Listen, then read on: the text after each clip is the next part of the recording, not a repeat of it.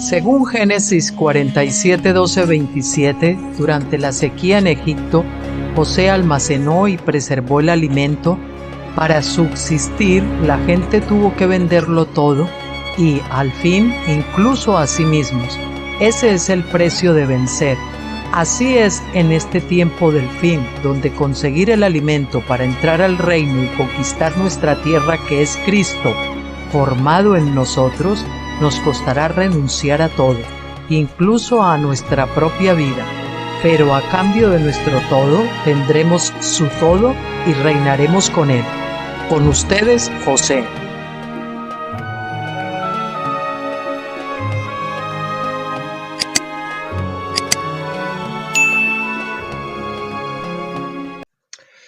Hola, muy buenas tardes a todos. ¿Cómo están? Espero que hayan tenido un fin de semana muy agradable y que estén renovados.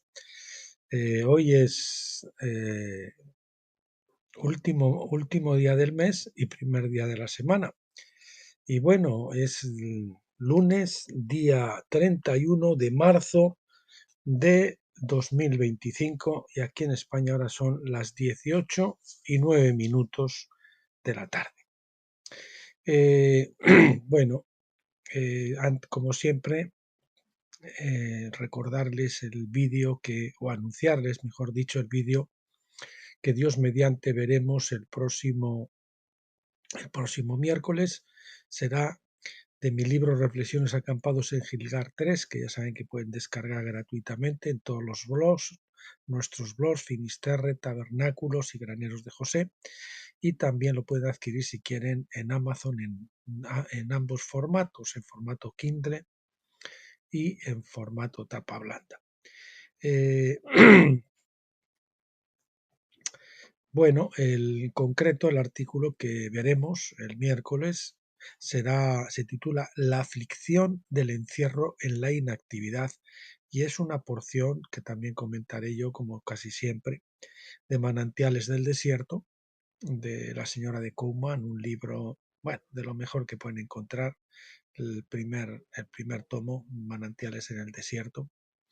Y esto es, bueno, es un ministerio, el ministerio de las sombras, también si lo quieren llamar, el ministerio del silencio, la soledad, el sosiego, el ministerio de la cárcel de barrotes de oro, eso sí, el ministerio del cautiverio, donde el Señor nos saca, digamos, del bullicio para tratar con nosotros en lo íntimo, ¿verdad?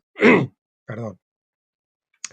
Digamos que el Señor se permite tener siempre a sus mejores, o deberíamos preguntarnos, ¿por qué el Señor se permite tener a sus mejores siervos u hombres en la cárcel, como a Pablo, que se pasó, yo creo que más de la mitad de su ministerio en la cárcel, hombre? Bueno, por algo sería, ¿no? Sin embargo, fueron sus encierros más productivos, porque ahí vinieron las cartas y demás, ¿no? Bueno, eso es lo que veremos, así que no se lo pierdan porque es muy interesante. Y hoy vamos a tratar con, vamos a ver, perdón que cierre esto, para que no tengamos problemas. Y hoy vamos a continuar con el libro, una vez más, Términos Básicos de la Escritura. Es un libro muy interesante, también, pues especialmente también les toca también para nuevos creyentes, aunque como son los mensajes vistos de tabernáculos, yo creo que es para nuevos y para viejos creyentes, ¿verdad? Y vamos a ver la parte 3, que es el arrepentimiento, y la parte 24, que es un testigo. ¿Qué es un testigo, no? Todo sea conformado por dos o tres, confirmado por dos o tres testigos. Vamos a ver qué significa ser un testigo también del Señor. Eso es lo que veremos. Y bueno, tengo que comentarles una cosita, que está un contencioso que he tenido estos días con YouTube, pero no se lo voy a contar hoy porque este vídeo pues será un poquito más largo. Entonces, el miércoles, que el vídeo es más corto, pues aprovecharé para comentarle. Es un asunto con los likes y las visualizaciones, incluso los suscriptores, que yo creo que me lo están reduciendo de un tiempo a esta parte, ¿no? Sobre todo hace unos meses atrás, yo diría que como 4 o 6 meses, de repente hubo un parón en los suscriptores, aunque entiendo que una vez que uno llega a una curva, y también entiendo que nuestro mensaje no es para todo el mundo, es para los vencedores, pues, pues entiendo que pues, a uno de alguna manera pues toca un poquito la cima, y aunque crezca poquito a poco, pues hay una ralentización, pero es muy sospechoso, ¿no? Es muy sospechoso porque los likes últimamente también de repente pues han disminuido, y hemos visto tanto mi esposa como yo pues que hay una manipulación clara, porque matemáticamente es imposible que ocurra lo que está ocurriendo si tomamos la estadística con respecto, por ejemplo, al canal de Rumble. Y bueno, pero no me quiero alargar, se lo contaremos el próximo día. Así que ustedes cuando, si les gusta el vídeo, pues denle a like, y asegúrense de que el numerito cambia. Si hay 4, que pase a 5; si hay 7, que pase a 8. Y si no, pues ustedes pueden reclamar, reclámenlo también si es que notan algo raro por ahí. O si ven cosas raras, pues comuníquenoslo. ¿De acuerdo? ¿Esto por qué es? Bueno, yo considero que el canal es del Señor, entonces lo dejo en manos del Señor. Pero siempre es bueno, porque esas cosas pues ayudan a que el vídeo sea mejor posicionado, y que el algoritmo pues lo publicite más que si no tiene comentarios y likes. Sobre todo los comentarios y los likes son los que más ayudan. Bueno, sin más preámbulos, vámonos a la parte 23, que es el arrepentimiento. Hay dos palabras hebreas principales en el Antiguo Testamento que significan arrepentirse. La palabra principal es shoop, ¿eh? Empieza por SH, dos Os y después una B al final. Shoop, que quiere decir girar, dar la vuelta, regresar, voltearse, ¿verdad? Tanto se dice eso en las escrituras, ¿verdad? Volveos a mí, volveos a mí. El Señor me mostró claramente que eso era dar un giro de 180 grados y dejar de caminar dándole la nuca al Señor, y ahora empezar a caminar hacia Él, dándole el rostro. Y la otra es Nachan, también, que significa confortar. Nacham, acabado en M, significa confortar. Esto muestra que el Consolador, es decir, el Espíritu Santo, fue enviado para traer arrepentimiento, un cambio de dirección, un vuelco en la vida de uno, un cambio de actitud, en la manera de pensar también. La palabra Shoop, ese es el siguiente epígrafe que vemos ahora. Génesis 3:19 dice: con el sudor de tu rostro comerás el pan hasta que vuelvas, esa es la palabra Shoop, a la tierra, porque de ella fuiste tomado, porque polvo eres y al polvo volverás. Ahí está otra vez, Shoop. De nuevo leemos en el Salmo 85:4, en la King James Version: conviértenos, es decir, vuélvenos, oh Señor, de nuestra salvación, y haz cesar tu ira sobre nosotros. Conviértenos o vuélvenos, oh Dios de nuestra salvación, y haz cesar tu ira sobre nosotros. Aquí vemos al salmista orando para que Dios nos haga arrepentirnos, para que cese su ira.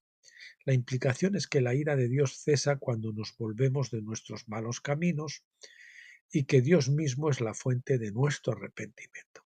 El arrepentimiento viene de Dios. Sin alguna acción del Espíritu Santo no seremos convertidos, no nos convertiremos o no nos volveremos. Lamentaciones 5:21 en la King James Version 1960 confirma esto diciendo: vuélvenos, Shoop, hacia ti, oh Señor, y nos volveremos. Otra vez la palabra Shoop, que aparece 2 veces, renueva nuestros días como antaño. Vuélvenos hacia ti, oh Señor, y nos volveremos. Renueva nuestros días como antaño. A mí este es un versículo que yo siempre lo tengo muy presente. ¿Sí? Cuando yo me doy cuenta que estoy atorado, le digo: Señor, vuélveme.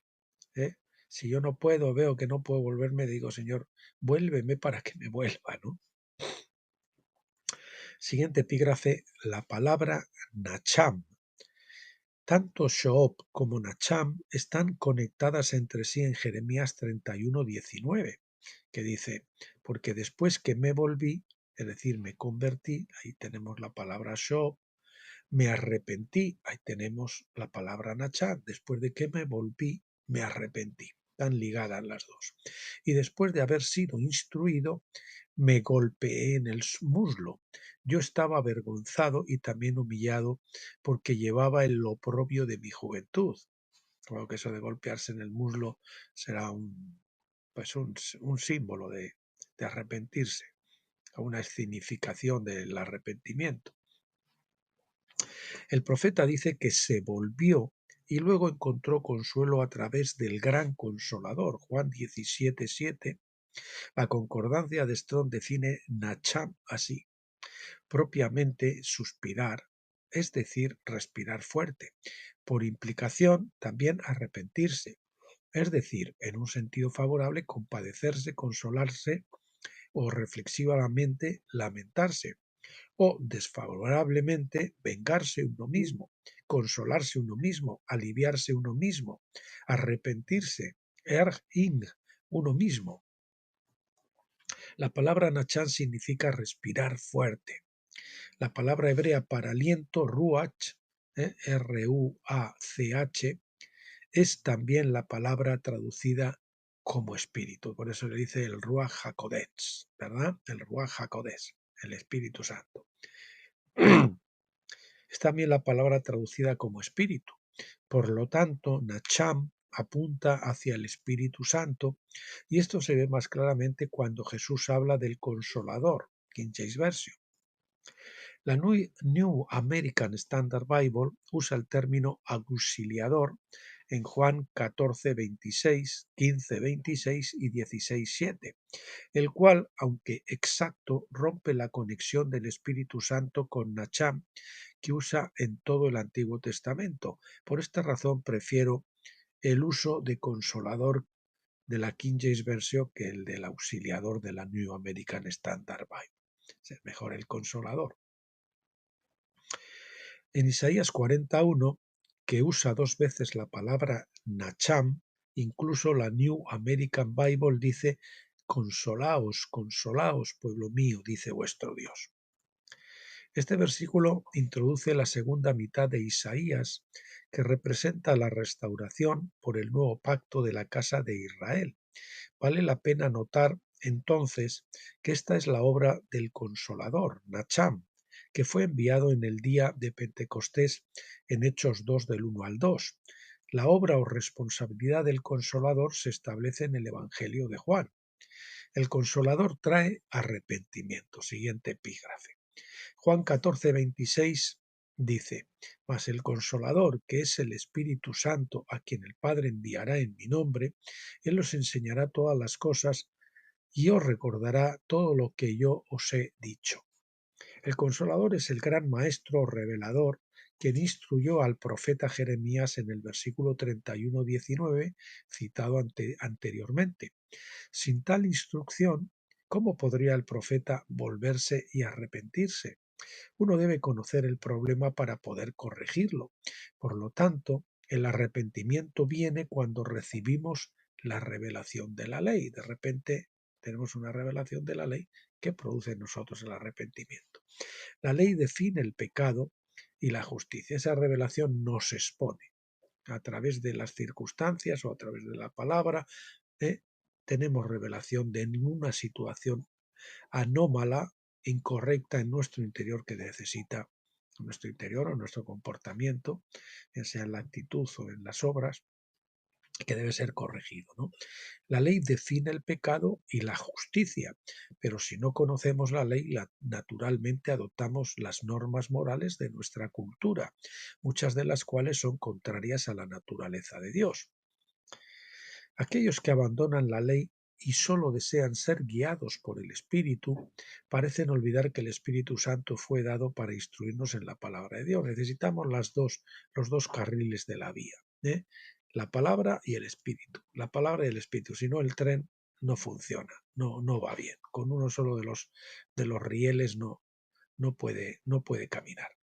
Tal revelación está diseñada para cambiar nuestras mentes, es decir, nuestra manera de pensar, la renovación de la mente, y llevarnos en una nueva dirección. Cualquier falta de arrepentimiento muestra una falta de revelación del Espíritu Santo en ese asunto de instrucción. Juan 16:8 dice: y Él, cuando venga, convencerá, esa es la palabra elenco, es un poco difícil, se la voy a deletrear, Elengkho,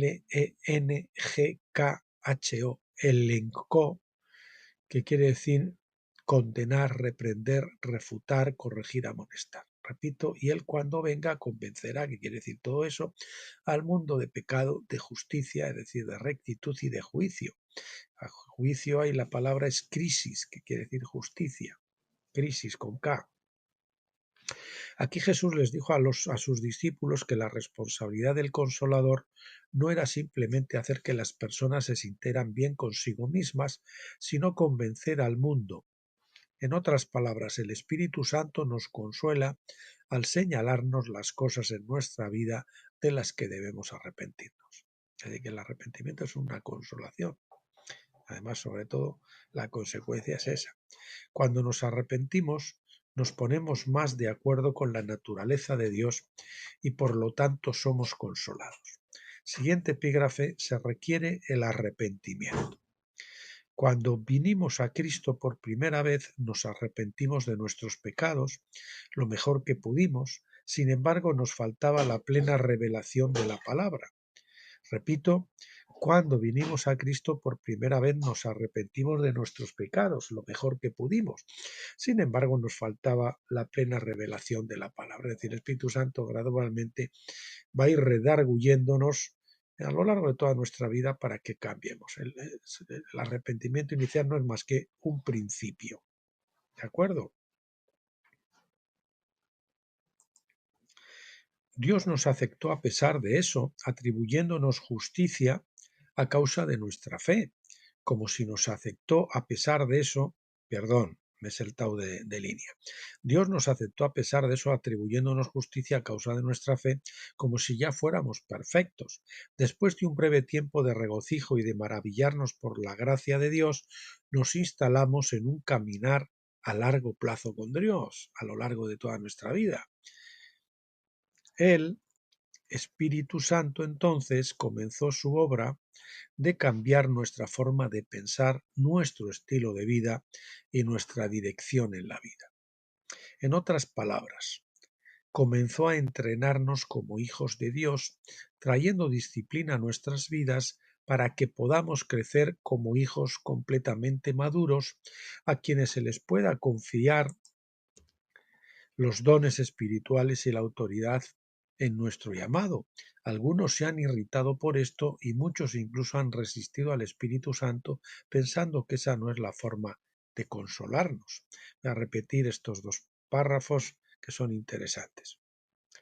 Dice: el Espíritu Santo entonces comenzó su obra de cambiar nuestra forma de pensar, nuestro estilo de vida y nuestra dirección en la vida. Comenzó a entrenarnos como hijos de Dios, trayendo disciplina a nuestras vidas, para que podamos crecer como hijos completamente maduros, a quienes se les pueda confiar el poder de Dios. Perdón. A quienes se les pueda confiar, sí, el poder de Dios, o el poder, mejor dicho, de los dones espirituales y la autoridad en nuestro llamado. Algunos se han irritado por esto y muchos incluso han resistido al Espíritu Santo pensando que esa no es una forma de consolarnos. No obstante, Hebreos 12:11 dice: al presente toda disciplina parece no ser gozosa, sino dolorosa, mas a los que en ella han sido ejercitados, después da fruto apacible de justicia. ¿Cuál es el fruto apacible de justicia? Pues la palabra apacible nos lo dice: la paz. Cuando somos justos ya por experiencia, llegamos a un cierto tipo de madurez donde podemos decir que somos declarados justos por experiencia, pues entonces el fruto es la paz en nuestro interior.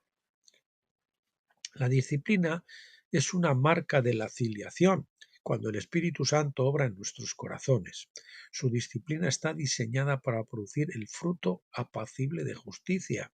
He puesto una nota ahí, estas notas que vienen en azul y con letra negrita, digamos, neta un poquito más ancha y más pequeña, son notas mías, no son del doctor Estifeños. Cuando nuestro comportamiento es justo, produce en nosotros el fruto de la justicia, es decir, la paz en nuestro interior, como les decía antes. Es el equivalente a podar la vid o el árbol que Jesús mencionó en Juan 15:2. Todo sarmiento en mí, todo sarmiento, que en mí no da fruto, él lo quita, y todo sarmiento que da fruto lo poda para que dé más fruto. Juan el Bautista lo expresó de otra manera en Mateo 3 del 11 al 12. Él os bautizará en Espíritu Santo y fuego o con Espíritu Santo y fuego. Su aventador está en su mano y limpiará completamente su era y recogerá su trigo en el granero, pero quemará la paja en fuego inextinguible. Pasa que a nosotros nos gusta mucho eso del bautismo Espíritu Santo, ¿verdad? Esas mieles de la presencia del Señor, los dones y demás, ¿no? Las lenguas, todo eso. Pero sin embargo el fuego no nos hace mucho tilín, ¿verdad? Pero si no tenemos el bautismo de fuego, si rechazamos esa parte, pues la paja no se va a quemar en nuestra vida. ¿Eh? Madera, heno y hojarasca van a seguir permaneciendo, es decir, la carnalidad no se va a ir, porque necesita fuego. El fuego es la tribulación, es el sufrimiento, es todo aquello. Es fuego en la escritura siempre simboliza eso, tribulación, sufrimiento, problemas que nos ayudan a ser depurados, como la plata y como el oro, los metales preciosos son refinados en el fuego, y en el fuego hace que la escoria suba a la superficie y entonces se puede quitar. Se vuelve a meter al fuego, como dice el Proverbio 7 veces, ¿no? Así hasta que todo el interior ha sido purgado. Hay muchas metáforas que hablan de la obra de poda en nuestros sarmientos y de la quema de nuestra paja que el Espíritu Santo hace moviéndonos al arrepentimiento. Una de ellas se la acabo de decir yo. Comodidad y venganza. Recuerde la definición de Nacham de la concordancia de Strong citada anteriormente, especialmente la última parte de la definición que decía así: o desfavorablemente, vengarse uno mismo, consolarse uno mismo, aliviarse uno mismo, arrepentirse uno mismo. La palabra hebrea para venganza es nakam, no nachan, sino nakam, que es muy parecido, que es casi un homónimo que suena muy parecido a nacham, que quiere decir consuelo. Nacham quiere decir consuelo. Hay una diferencia entre venganza y consuelo. Cuando el Consolador obra en nuestros corazones, se venga de toda iniquidad e injusticia. La venganza de Dios no es como la venganza de los hombres. La venganza de Dios tiene un efecto positivo. La venganza de los hombres trae un resultado negativo. Cuando los creyentes no entienden la diferencia, se topan con todo tipo de ideas extrañas, especialmente cuando interpretan Isaías 61 del 1 al 2, que dice: el Espíritu del Señor está sobre mí para proclamar el año favorable del Señor y el día de la venganza. Ahí tenemos la palabra Nakam de nuestro Dios, para consolar, la palabra Nachán, a todos los que lloran. ¿Verdad? Que parece como un juego de palabras. La incapacidad de los hombres, incluidos los creyentes, para administrar una venganza adecuada es la razón por la cual Dios dice en Deuteronomio 32:35: mía es la venganza, yo daré el pago, ¿verdad? O yo pagaré. Por eso tenemos que dejar la venganza en manos del Señor. Si Él quiere hacerlo, lo hará. Pablo amplía esto diciendo en Romanos 12:19-21, que dice: amados, nunca os venguéis vosotros mismos, sino dad lugar a la ira de Dios, porque escrito está: mía es la venganza, yo pagaré, dice el Señor. Pero citando de Proverbios 25:21 al 22, dice: si tu enemigo tiene hambre, dale de comer, y si tiene sed, dale de beber, porque al hacerlo, ascuas amontonarás sobre su cabeza. Y no te dejes vencer por el mal, sino vence el mal con el bien. ¿Eh? ascuas amontonar su cabeza. Hay dos formas de interpretar esto, por lo menos las dos que yo he oído. Una es, a mí me suele decir, harás que se le sonroje la cara de vergüenza, ¿no? Cuando tú a un enemigo le bendices, pues le haces pasar vergüenza, se sonroja, ¿verdad? Y también la explicación, que quizás sea más plausible, es la que da el doctor Stephen Jones en otros sitios, no sé si aquí a continuación lo dirá también, que es que antiguamente cuando uno marchaba de viaje y volvía, pues el fuego estaba apagado, y como en aquellos tiempos por hacer fuego no era una tarea muy sencilla, pues uno iba a un de vecino y entonces pues en un recipiente, en un jarro, en un cátaro, le daban unas brasas que él lo llevaba en ese recipiente, ¿no? Esa es la otra interpretación, aguarmontonar, es decir, bendecir al enemigo, ¿verdad? O al vecino, por mal que le llamaras, te llevaras con él, pues el fuego no se lo negabas, ¿no? Pablo había aprendido la definición bíblica de venganza de Proverbios 25, 21 al 22 y estaba explicando a la iglesia en Roma cómo Dios define y aplica la venganza. Él vence el mal con el bien. La venganza del hombre vence el mal con un mal mayor. La venganza piadosa se ve cada vez que el Espíritu Santo bautiza a alguien con fuego. Se ve cuando se quema la paja en nuestra vida.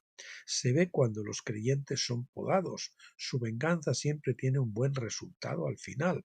Aunque al principio no gusta nada el fuego que quema, ¿verdad?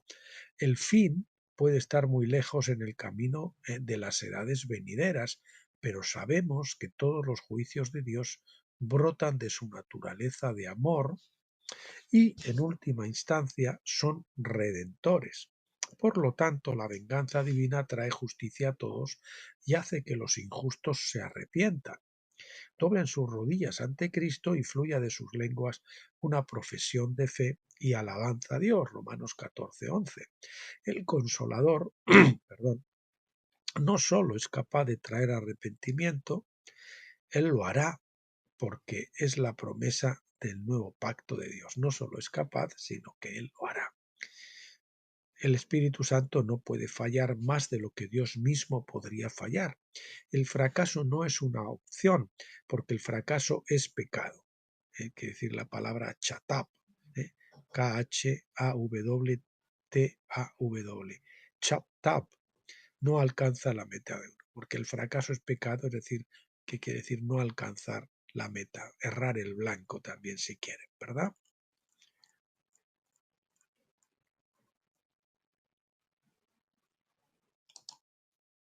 Bueno, y vamos con la parte 24, que es un testigo.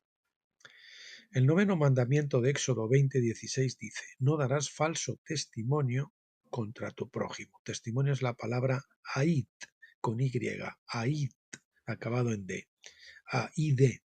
La palabra hebrea ait significa reiterar, afirmar, testificar. La raíz de la palabra es oot, con dos os, oot, acabado en D, que significa volver, repetir, duplicar, hacer de nuevo. Por lo tanto, un testigo es el que repite lo que ha oído o reconstruye lo que ha visto. Repito, un testigo es el que repite lo que ha oído o reconstruye lo que ha visto. O bien, cuando el Señor está trayendo revelación y él hace de testigo, Dios busca siempre un intercesor, un testigo en la tierra.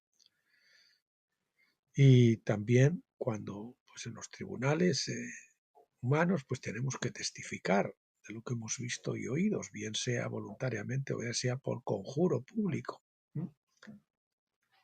Un testigo también puede ser inanimado, como un monumento o un montón de piedras que sirven como registro de un evento o acuerdo pasado, un montón o un mojón o algo así, ¿no? Vemos esto en el pacto entre Labán y Jacob para asegurar que Jacob no maltrataría a las hijas o no maltratara, mejor, y para asegurar, y Jacob para asegurarse, o para asegurar que Jacob no maltratara a las hijas a sus hijas, a quitarlo de Labán, que parece como que es redundante. En vez de a las hijas vamos a poner a sus hijas. Repito, vemos esto en el pacto entre Labán y Jacob, donde se levantó un montón de piedras conmemorativo para asegurarse del pacto que habían hecho y que Jacob no maltratara a sus hijas, es decir, las esposas de Jacob. Génesis 31, 48 al 50 dice, Labán dijo, este majano es hoy un testigo entre tú y yo. Por eso se llamó Galed, que quiere decir montón o testigo. Si maltratas a mis hijas o si tomas esposas además de mis hijas, aunque nadie esté con nosotros, mira que Dios es testigo, la palabra aid, entre tú y yo. En Deuteronomio 4:26, Moisés puso a los cielos y la tierra para que dieran testimonio contra los israelitas y rompían su pacto con Dios. Hasta en la película Lo que el viento se llevó, ¿verdad? Cuando ella dice, a Dios pongo por testigo que nunca volverá a pasar hambre. Pero en este caso no era, ¿eh? ¿eh? No era un juramento, digamos, muy ortodoxo, ¿no? Tratándose de quién venía y todo aquello. Abraham mismo pagó por un pozo con 7 corderas a las que designó como testigos, Génesis 21:30. Aunque esas corderas no podían hablar, su misma presencia daba testimonio del hecho de que Abraham era dueño del pozo. Un testigo corrobora la evidencia de algo, no tiene que ser un testigo presencial o auditivo, pero debe proporcionar evidencia de alguna manera. Siguiente epígrafe, testigos verdaderos y falsos. El 9º mandamiento nos prohíbe dar falso testimonio. Éxodo 23:1 dice que no debemos ayudar a un testigo malicioso. Deuteronomio 19:16 al 19 dice, si un testigo malicioso se levanta contra un hombre para acusarlo de maldad, entonces los 2 hombres que tienen la disputa se presentarán ante el Señor, ante los sacerdotes y los jueces que estén en funciones en esos días. Eran los representantes de Dios, obviamente. Los jueces investigarán a fondo y si el testigo es un testigo falso y ha acusado falsamente a su hermano, entonces haréis con él tal como él había pensado hacer con su hermano. Si se lo acusaba de algo que podría tener una sentencia de muerte, pues le iban a dar muerte a él por haber hecho una acusación falsa. Así limpiarás el mal de en medio de ti. Entonces, si un hombre acusa falsamente a su hermano de robar una oveja para obligarlo a devolver el doble, Éxodo 22:4, entonces el testigo falso debía pagarle a su hermano 2 ovejas como si le hubiera robado, como si se las hubiera robado a él. Si un hombre acusa falsamente a su hermano de asesinato premeditado, entonces, por supuesto, el juez tiene el deber de sentenciarlo a muerte, porque eso es lo que pretendía para su hermano. En ese momento, solo la víctima del falso acusador tendría el derecho a perdonar la vida a su acusador. Vamos a poner mejor en esa situación.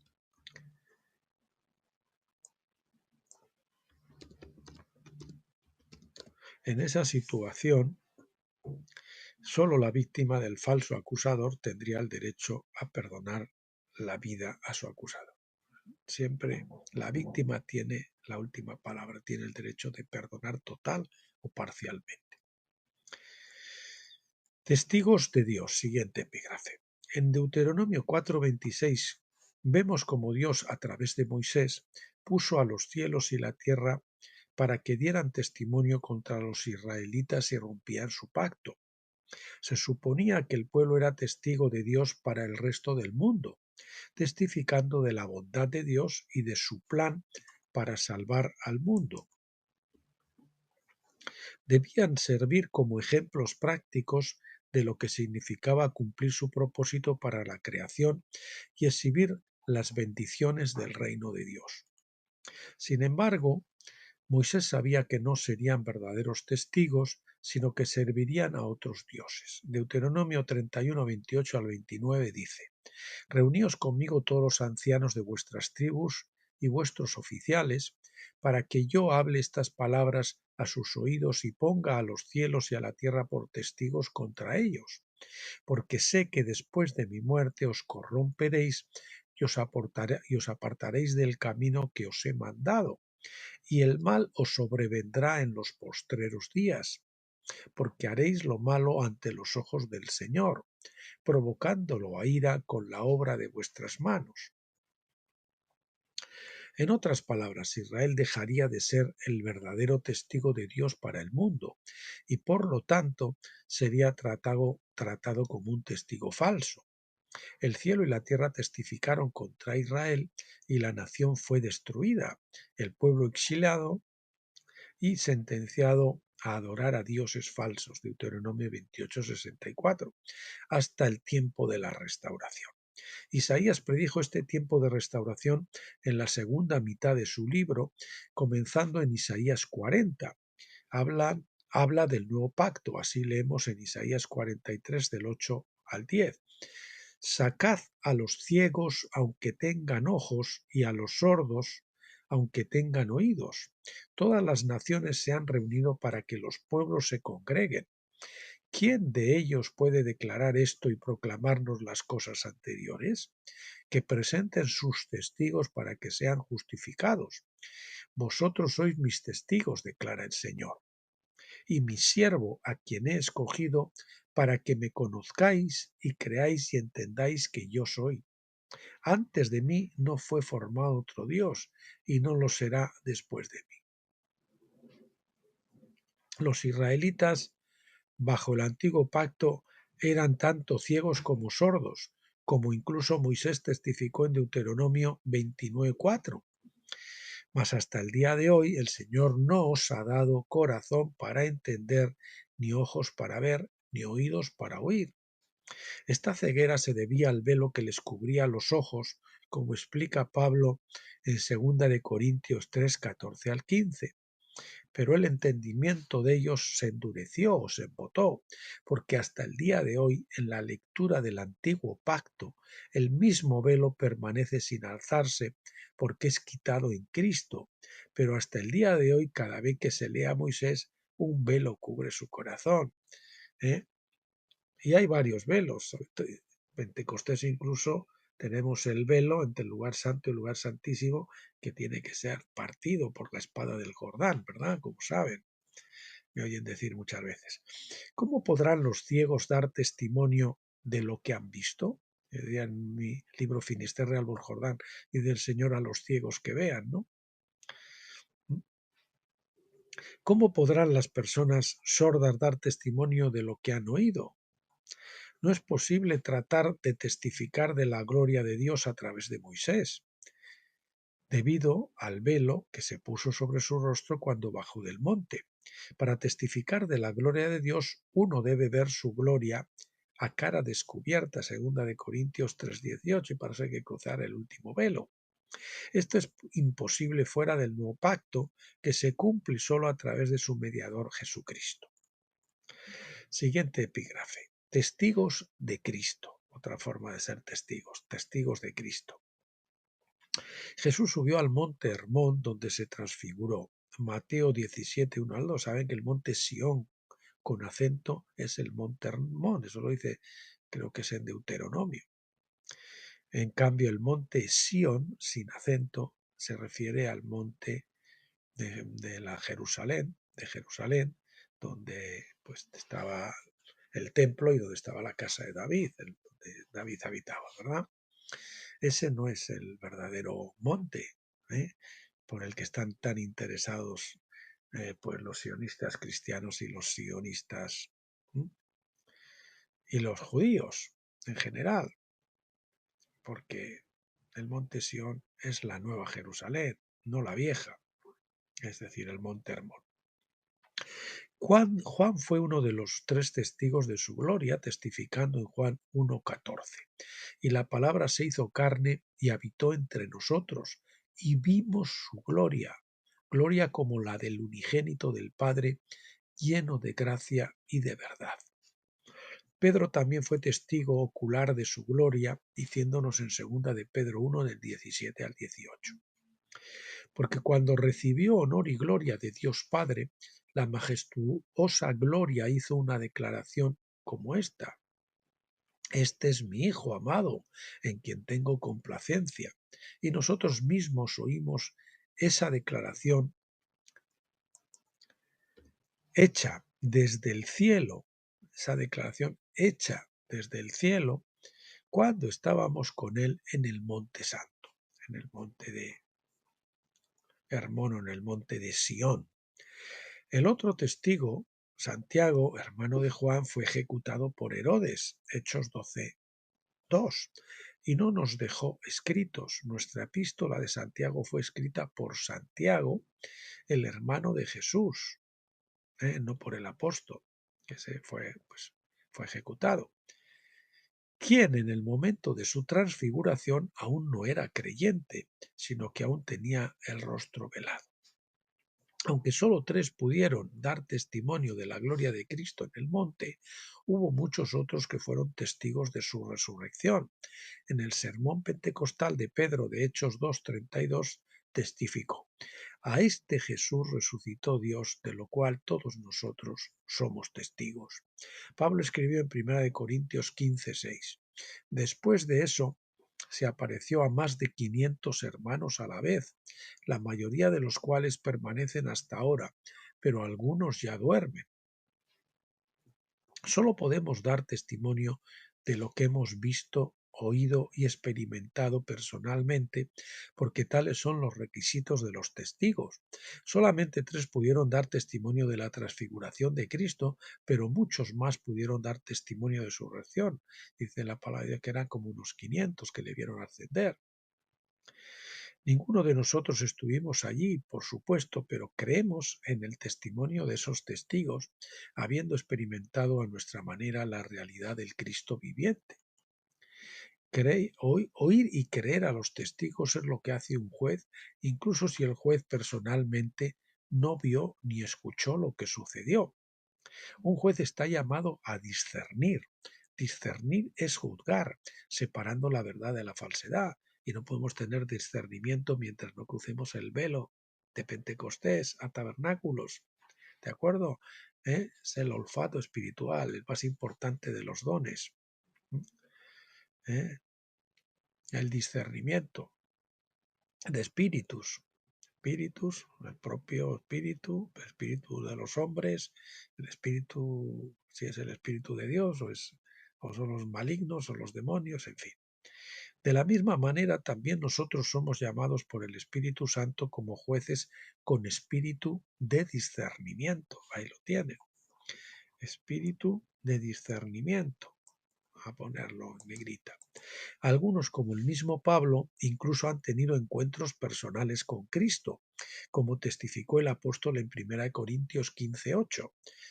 Y al último de todos, como a un nacido fuera de tiempo no abortivo, dice, se me apareció también a mí.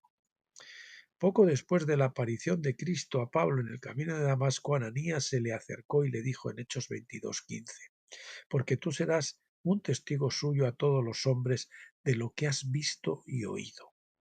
Años más tarde, Pablo le contó al rey Agripa lo que Jesús le había dicho. En Hechos 26:15 al 17 dice, y dije, ¿quién eres, Señor? Y el Señor dijo, yo soy Jesús, a quien tú persigues, pero levántate y ponte de pie, para esto me ha parecido a ti, para ponerte por ministro y testigo, no solo de las cosas que has visto, sino también de aquellas en las cuales me apareceré a ti, para librarte del pueblo judío y de los gentiles a quienes yo te envío. El testimonio de Pablo incluía las cosas en las cuales me apareceré a ti. ¿Qué cosas? Esto incluye toda la revelación que recibió Pablo, primero en el monte Sinaí en Arabia, Gálatas 1:17, luego durante sus años de desarrollo en Tarso, Hechos 11:25, y finalmente durante sus viajes misionales. Todos somos testigos en algún nivel. Cualesquiera que sean nuestras propias experiencias, ese es el nivel en que somos testigos de Jesucristo. Nuestras experiencias con Él, de las que damos testimonio cuando Él nos lo solicita, pues Todos tenemos algún tipo de experiencia, ¿verdad? Y podemos ser testigos en algún grado. Siguiente epígrafe, cuando se es llamado a testificar como testigo. Ahora vamos a ver que uno a veces es llamado a testificar. Si alguien es testigo de un delito, debe declarar. Esto incluye al que ha pecado contra su prójimo, pues incluso él debe arrepentirse y confesar su propio pecado, ¿verdad? Si alguien lleva un caso al juez, el juez debe investigar el caso y en un tribunal bíblico se debe publicar un aviso público solicitando testigos para declarar, si ellos tienen información relevante de la que han sido testigos y si no la presentan, eso es un pecado para ellos. Imagínese que un juez hoy en día, pues a través de la prensa o de la televisión o de los medios o el boletín oficial del Estado, el boletín judicial o lo que sea, pues solicita. ¿Mm? Y hay medio delito de que el que sepa algo, ¿eh? Pues tiene que ir a declarar. Y si alguien, habiendo sido testigo, luego se demuestra que no fue a declarar, pues está en un problema. Levítico 5.1 dice, ahora bien, si una persona peca después de haber oído un juramento, es decir, un conjuro público, para declarar, cuando es un testigo, ya sea que haya visto o conocido de otra manera, si no lo dice, entonces cargará con su culpa. Esta fue la ley invocada por Caifás en el juicio de Jesús, Mateo 26, 62, 65. A ustedes no les ha extrañado por qué Cristo estuvo siempre mudo y entonces al final de repente pues va y habla. Pues es debido a esta ley, la ley del conjuro público. Vamos a ver. El sumo sacerdote se levantó y le dijo, ¿no respondes? Usted sabe que Isaías además dijo, como una oveja fue llevada al matadero, no abrió su boca, ¿verdad? Profetizó Isaías. Entonces, ¿por qué aquí se abre la boca? Porque estaba obligado por la ley. ¿Qué es lo que estos hombres testifican contra ti? Pero Jesús guardó silencio. Y el sumo sacerdote le dijo, te conjuro por el Dios vivo a que nos digas si tú eres el Cristo, el Hijo de Dios. Ahí está la ley. Cuando eran conjurados por el Dios vivo, uno estaba obligado a decir la verdad, toda la verdad y nada más que la verdad. Te conjuro, le dijo, por el Dios vivo, a que nos digas si tú eres el Cristo, el Hijo de Dios. Jesús le dijo, tú mismo lo has dicho. No obstante, vamos a ver, tú mismo lo has dicho, no obstante os digo que de ahora en adelante veréis al Hijo del Hombre sentado a la diestra del poder y viniendo sobre las nubes del cielo. Entonces el sumo sacerdote rasgó sus vestiduras y dijo, ha blasfemado. ¿Qué más necesidad tenemos de testigos? He aquí, ahora habéis oído la blasfemia.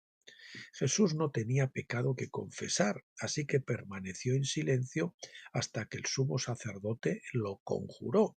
Por ello quedó obligado a testificar que él era el Mesías, el Hijo de Dios. Cuando fue conjurado por el sumo sacerdote, le habría sido pecado permanecer en silencio. De hecho, Jesús quedó obligado, conjurado, a testificar todo lo que sabía con respecto a la pregunta. Así que él incluso citó Daniel 7, 13, 14 para identificarse como el Hijo del Hombre. Dice así, seguí mirando en las visiones nocturnas y he aquí con las nubes del cielo venía uno semejante a un hijo del hombre, a un hijo de hombre, y se acercó al anciano de días y se presentó ante él, y a él se le dio dominio, gloria y un reino.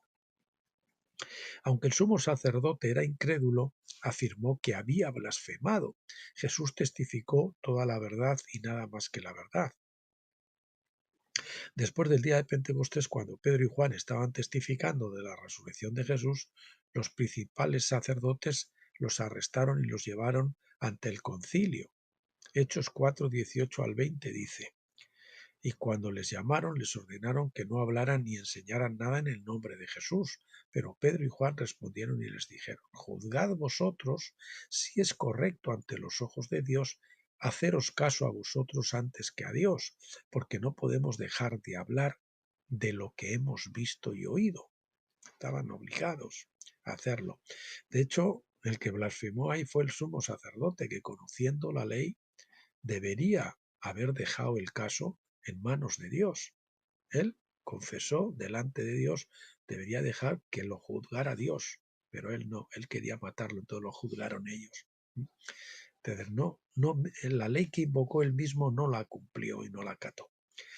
La misma ley, Levítico 5.1, que ordenaba el testimonio de Jesús, también exigía que los discípulos testificaran de la resurrección de Jesús. Jesús había dejado claro que eran testigos, Lucas 24.48.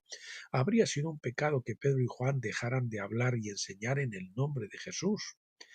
Es lo mismo para todos nosotros si en verdad somos testigos genuinos, cuando el Señor nos lleva a hacerlo, a todos los que demande razón de la esperanza que hay en vosotros. No tenemos que estar continuamente ir testificando a todo el mundo todo el tiempo, sino a todo aquel que nos demande razón de la esperanza que hay en nosotros. Y cuando Dios nos envíe, ¿verdad?, en esa misión. Bueno, queridos amigos y hermanos, hasta aquí nos quedamos en el día de hoy. Para el próximo día que abordemos este libro de términos básicos de la escritura del doctor Stephen Jones, pues veremos la parte 25 y la parte 26, que tiene a su vez dos partes, que es la corte divina o tribunal divino 1 y 2. Veremos esas dos, que es la corte divina o tribunal divino 1 y 2. Y para el próximo día, como les dije, vamos a ver ese artículo de Manantiales del Desierto de mi libro de mi libro Reflexiones acampados en Gilgal 3, que habla del ministerio de la sombra, del ministerio de la prisión, del cautiverio, de la soledad, ¿verdad?, del silencio. Muy interesante. Bueno, pues primero darle las gracias por llegar hasta aquí conmigo, bendecirles a todos en el nombre del Señor Jesucristo, comentarles al Padre para que les permita alcanzar la plenitud de la luz en la Shekinah, en la gloria del lugar santísimo de tabernáculos, para lo cual tienen que cruzar el velo que hay entre el lugar santo de Pentecostés y el lugar santísimo de tabernáculos, es decir, cruzar el Jordán y entrar en la vía victoriosa. ¿De acuerdo? Pues sin más, hasta el próximo día.